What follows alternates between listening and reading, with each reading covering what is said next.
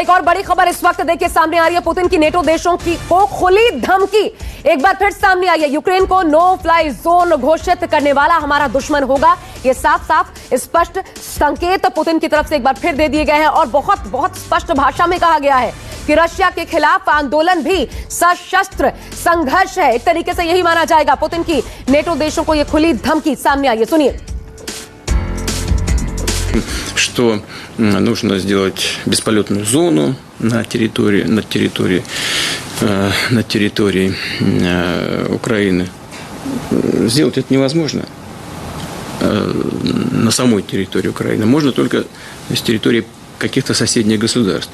Но любое движение в этом направлении будет нами рассматриваться как участие в вооруженном конфликте той страны, с территории которой будут создаваться угрозы для наших военнослужащих. Мы в эту же секунду будем... दिनेश नैन sir, आपने बात भी कंप्लीट कीजिएगा, लेकिन उसके साथ ये सवाल फिर आपसे, नो फ्लाई जोन ये हम नहीं कर सकते, पहले ही ज़ेलेंस्की को अमेरिका ने मना कर दिया, लेकिन अगर उसके बाद भी इसको कंसीडर करते हुए स्टेटमेंट जारी कर रहे हैं पुतिन, तो इसके क्या मायने? देखिए, अगर पहले अगर आप इजाजत दें तो मैं आपको स्टारलिंक इंटरनेट सर्विसेज के बारे में इंफॉर्मेशन देना चाहूंगा कि आज से 5-6 दिन पहले, यानी युद्ध के 4-5 दिन शुरू होने के बाद ज़ेलेंस्की की और इसके जो सीईओ है एलन मस्क, उनकी एक आपस में बातचीत हुआ था और उन्होंने ये रिक्वेस्ट किया था कि वो अपने सैटेलाइट्स को यूज करते हुए जो रशियन ट्रुप्स की मूवमेंट हो रही है यूक्रेन में, उसकी जानकारी, यानी एक तरीके से कह दिए खुफिया जानकारी, वो चुपचाप ज़ेलेंस्की को देते रहे। यहाँ से इनके संबंध बनने शुरू हुए थे अमेरिकन होने के नाते, और जो बात आपने सुनाई अभी उन दोनों की हो रही है, मैं समझता हूँ ये उलझुल बात है, बिकॉज खुद ज़ेलेंस्की के लिए एग्जाइल में गवर्नमेंट बनने वाली है, तो उनको यहाँ बुला के वो क्या करेंगे। हाँ, बहरहाल ये जरूर हो सकता है कि रूस की सेना ने जिस तरीके से सभी आपकी जो टीवी टावर्स है या आपके जो रेडियो स्टेशन है, रडार सिस्टम्स है, इंटरनेट सर्विसेज है, वो तहस नहस कर दी है और आपस में लिंक नहीं बन पा रहा यूक्रेन की सेना का, तो उसके मदद करने के लिए शायद अपनी सैटेलाइट का इस्तेमाल करते हुए स्टारलिंक इंटरनेट सर्विसेज का ये फायदा उठा। जल्दी से दूसरा जवाब। यही बात जी अच्छा जी, देखिए यही नहीं बात, दूसरा जवाब, नो फ्लाई जोन बनाने का मतलब है या तो नेटो कंट्रीज या यूरोपियन देश या अमेरिका अपने एयर डिफेंस सिस्टम यूक्रेन के अंदर खड़े करें, या फिर वो अपने हवाई जहाज इस क्षेत्र के अंदर एयर सुपीरियोरिटी के साथ में घुमाए और रशिया के जहाजों को ना आने दें, यानी सरेआम सामने आकर के एक तरीके से युद्ध में घुस जाना। इस बाबत 3 दिन पहले जो ब्रुसेल्स के अंदर 2 दिन पहले तो ब्रुसेल्स के अंदर जितने भी फॉरेन मिनिस्टर्स थे नेटो कंट्रीज के, इनकी मीटिंग के बाद जो जनरल सेक्रेटरी है नेटो के, उन्होंने सरेआम ये अपनी ब्रीफिंग में कहा था।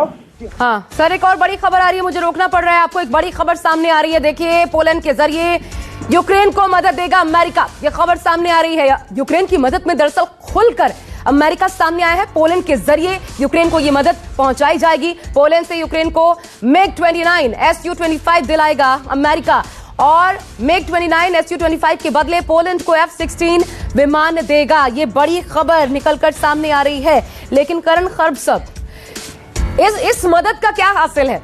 क्या ये मदद, इसको भले स्वीकार कर ले यूक्रेन, लेकिन इसका इस्तेमाल कर पा रहा है क्या? ये सिर्फ या पोस्चरिंग है? जी हाँ, ये एक बेमाने चीज है। ये आश्वासन जो दिए जा रहे हैं वेस्टर्न कंट्रीज की तरफ से और इवन जो नाटो की तरफ से, नाटो देशों की तरफ से भी जितने भी आश्वासन दिए गए हैं, वो छिटपुट कहने के लिए जो मदद दी गई होगी, वो रास्ते, जमीन के रास्ते, लैंड रूट से ही सिर्फ उसके अंदर कुछ एक आर्म्स और वेपन सिस्टम्स कुछ दिए गए होंगे, लेकिन अभी क्षमता रह नहीं गई है ज़ेलेंस्की की आर्मी में कि उन वेपन सिस्टम्स को सबको चलाने की काबिलियत भी उनके अंदर है या नहीं है, नंबर एक। और दूसरे, जो एक आक्रामक तौर तरीके से, जिस तरीके से पुतिन वॉर को वेज कर रहे हैं इस यूक्रेन के ऊपर, उसमें एक ये बात साफ है कि उनका एक आक्रामक रवैया पूरे विश्व को, पूरे वेस्टर्न वर्ल्ड को एक तरह से पीछे धकेलने में कामयाब रहा है। और उनकी धमकी, एक न्यूक्लियर वॉर की बार बार से धमकी, और बढ़ते हुए उसके एस्केलेट करते जा रहे हैं उस धमकी को, उस धमकी से यूएस और नेटो फोर्सेस, सारे कंट्रीज उससे डेटर हुए हैं। और ये deterrence, weapon of deterrence, if you agree that nuclear weapon systems are weapons of deterrence before becoming a weapon of mass destruction.